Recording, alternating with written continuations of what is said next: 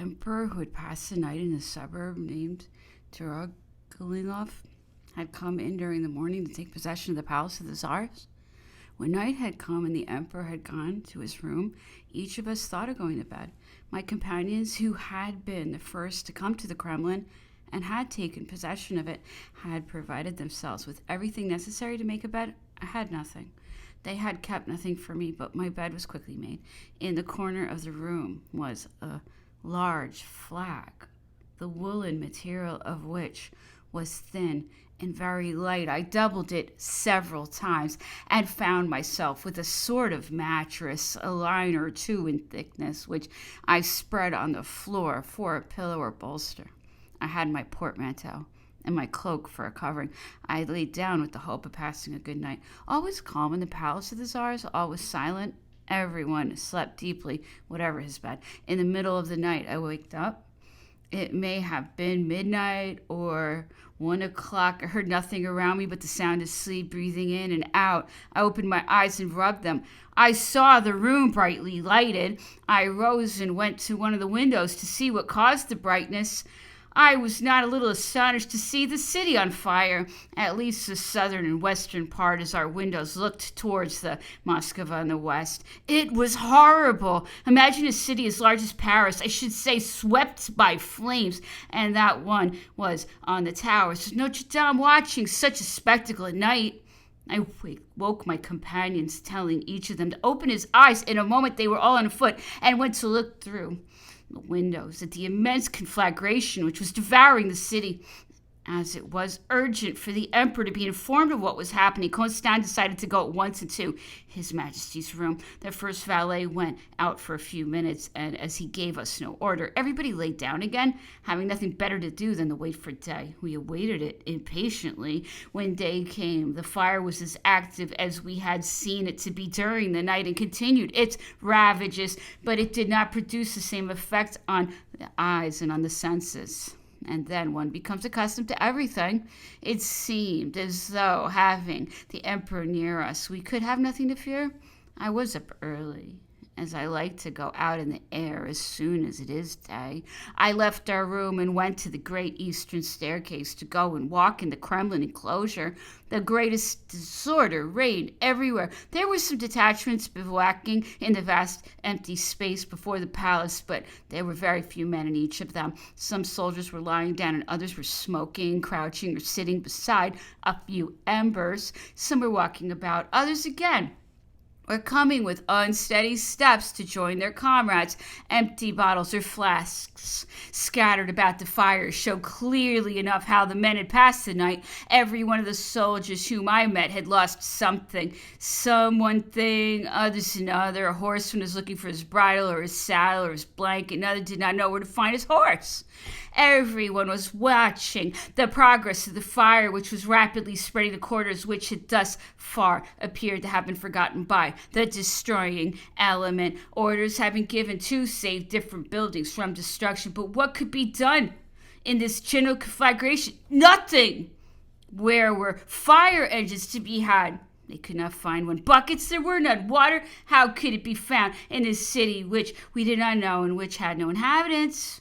They let the fire burn on, dragging whatever was useful or necessary out of the houses. The walls, which enclose the Kremlin, are high on the outside and built of brick. At intervals, there are towers, some of which, those at the angles, are round, and the others square. These last surmounted by a construction somewhat similar to that of the little belfries on village churches, the form of their roofs being a quadrangular pyramid.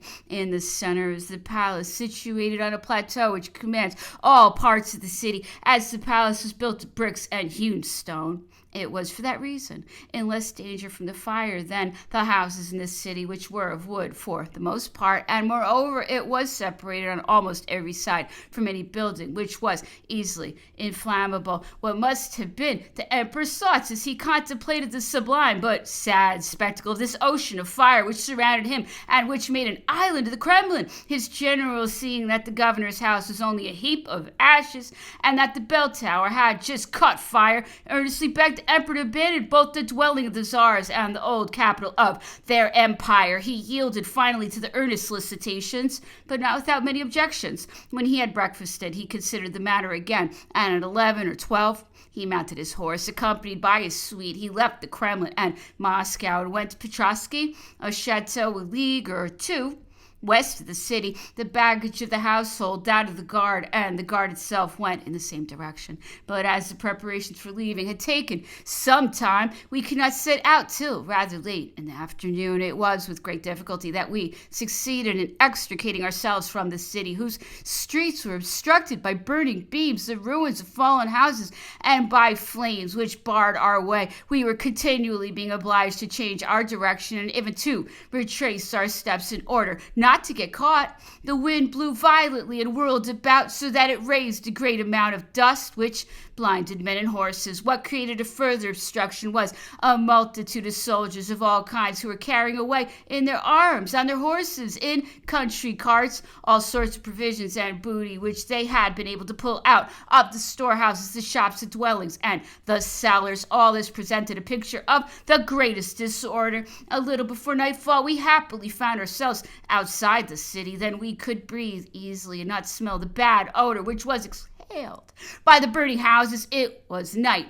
when he arrived at Petrovsky. The transport was parked near the chateau where the emperor had been settled for several hours. The following day, I think, the emperor, the guard, the household, the carriages, and wagons all returned to take possession of the Kremlin again. The calm and destruction reigned in the city. Everything which had been of wood was in ashes. What was a brick had fallen down in great part. The churches, being entirely of brick, had been spared by the fire. The ruins were still smoking on all sides, and the odor which escaped from them was most intolerable. It was estimated that 2/3 of the houses had been destroyed. We found the Kremlin and the palace in the same state in which we had left them. Probably a guard had been left there. The emperor remained in this residence during all our stay in Moscow, which was prolonged for 39 days. This figure has been preserved in my memory, and I do not know why, for ordinarily in time everything ends by being forgotten or by becoming extremely vague. I recollect that one fine morning when we got up, I saw snow. There was about an inch of it, but it did not remain long on the ground. Every morning there was a review or parade of the old guard. It was there that I saw how many men the Dutch had lost. Their regiment was now composed of only a few companies. The fatigues of the route and the privations which they had undergone had decimated them more than the enemy's fire. These men were stout and full-faced. I did not see one of them on the retreat. Prince Eugene took his meals with the emperor at the Kremlin nearly every day, and the Prince of Neuchatel always did at breakfast. One day, the emperor was talking to Grand Marshal Duroc, and the conversation turned on the most beautiful way to die. His Majesty said that he thought the most beautiful was to fall on the field of battle struck by a bullet. As for himself, he should not be so happy. I shall die, he said, in my bed, like a damn dog.